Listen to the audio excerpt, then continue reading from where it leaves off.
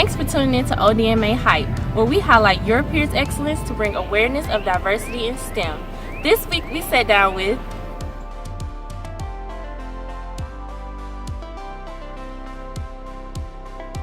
My field of study is quantum chemistry. Now, quantum chemistry is really a subject that is at the same time very old and very new. It's very new in the sense that we're using the latest computational technology and all kinds of different, let's say, mathematical means at our disposal to calculate the properties of molecules with as much accuracy as we can. And that, of course, is very important if you want to get information which is difficult to obtain by experimentation. In other words, this is a field in which we're just doing calculations and mathematics. There's really no experimentation as usually occurs in a chemistry laboratory. So, in a way, it forms a kind of complement to the things that experimental chemists who use materials and who have all kinds of equipment and things that are typical of a chemistry laboratory.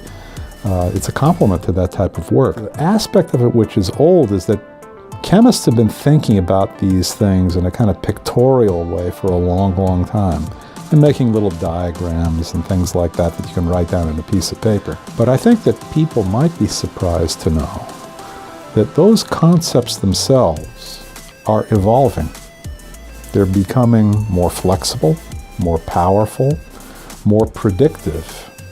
And this is happening really without necessarily performing calculations yourself, but it's just, let's say, the kinds of qualitative insights that we have into chemistry that can come from the quantitative work that we do doing calculations. So at the same time we want to do very accurate calculations, we also want to get a kind of convenient qualitative picture of what's going on, something which is easy to communicate and therefore easy to teach.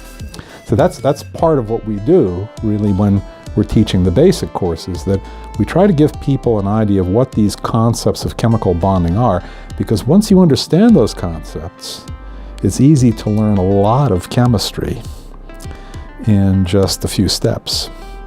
So that's why we emphasize the concepts, is they're so general and so powerful, and that's part of what we're doing. But at a fairly early age, I was playing with chemistry sets and enjoyed it so much and got so good at it that my other friends who also had chemistry sets would also give me their stuff, because maybe they didn't find it as fascinating. But I ended up accumulating a lot of stuff and learning a lot of things, and it wasn't too long after that that I started to look at books that my older brothers had gotten and started to do experiments in the basement of my parents' home that really tested some of the things that I'd read about in the books, in the textbooks that they had gotten. And that's really what awakened it, I would say, is just that kind of curiosity at an early stage. Success is measured by the shared knowledge that you generate. And of course, people think of that in terms of discoveries. But I really think that that's a very important criterion, is just how much new knowledge did you really generate and diffuse in such a way that it became accepted by other people, useful to other people as well. Now, on the other hand, in the other half or chief part of my portfolio as a professor is the teaching side of things. And there's, I think, a very similar criterion there, is how much knowledge have you been able to impart to other people. That is a very important criterion for effectiveness as a teacher. But in both of those things, what one sees is that the missions are very similar. And so that's one of the reasons why we in universities like to put research and teaching together. they're natural allies of each other. One can reinforce the other. So in a way, you'd have to say it's a quest for knowledge, no matter how you look at it. Some of the knowledge has been shared by other people for longer than other kinds, but I think that more or less is what it amounts to. It's knowledge. To say that most of the stuff I acquired was either by just taking it from people who didn't want these things anymore, or just using allowance money to go down to a hobby store and pick up some of these things. I mean, if you turn your camera around later on in this interview, you will see some of the remnants of that period in my life in which they're just things that I bought, and some of these things I've hung on to. Like this test tube rack you see in the back is an example of that kind of thing. The balance that you see up on top there. Now that was something that was actually bought for me by my father. When he found out that I was interested in chemistry, he went to the trouble of getting me that balance. But I think that my parents, recognized at a fairly early stage that I was an inquisitive person, and they supported me every step of the way.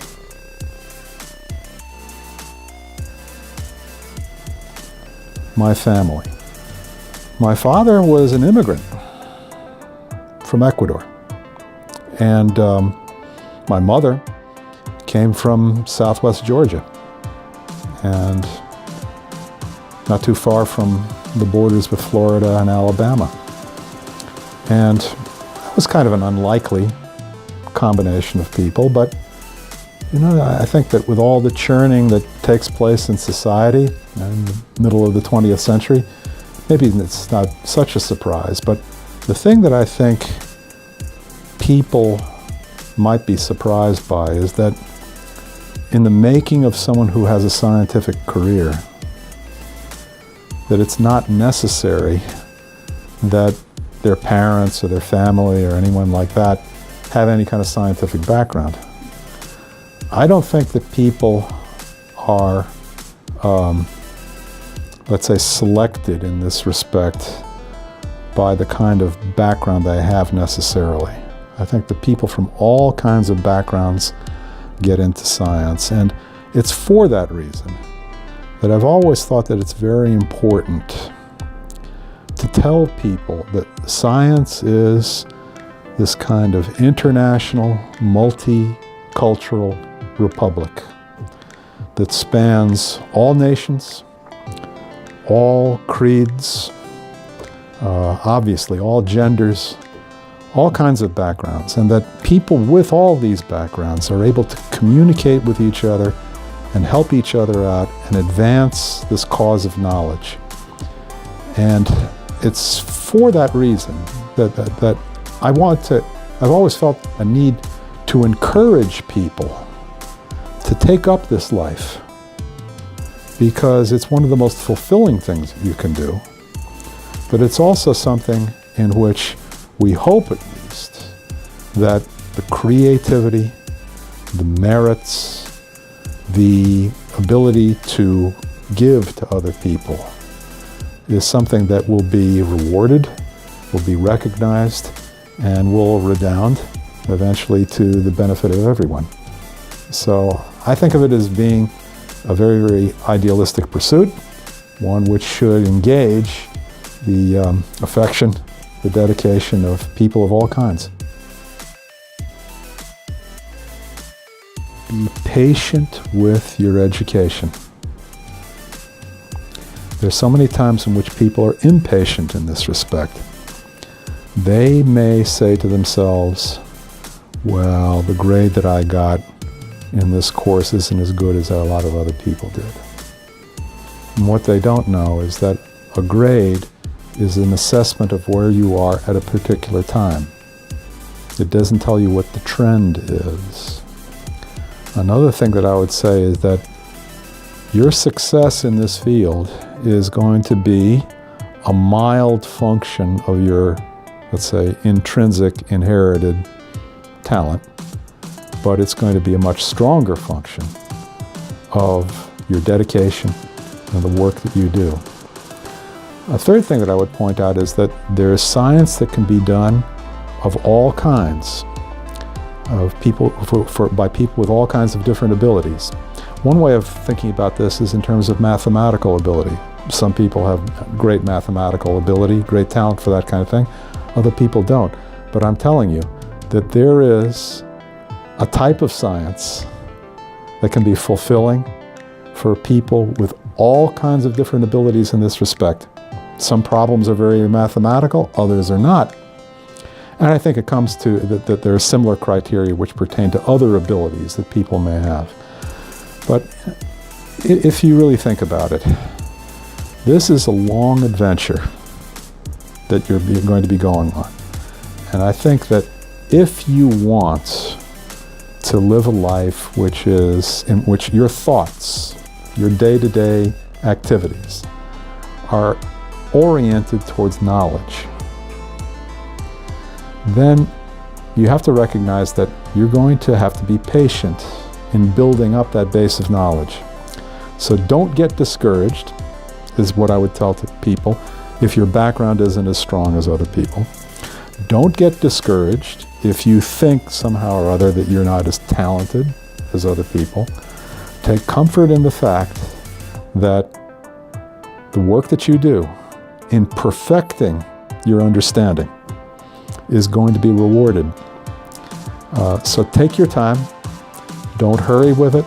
Make sure that when you learn things, you learn them thoroughly and with a great deal of understanding.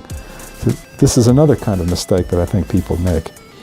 In the rush to prove themselves worthy in the short run, they may just try to cram things in their brains without really understanding them deeply. And I'm telling you that it doesn't matter whether you want to be a chemist, a physician, or anything that is related to STEM.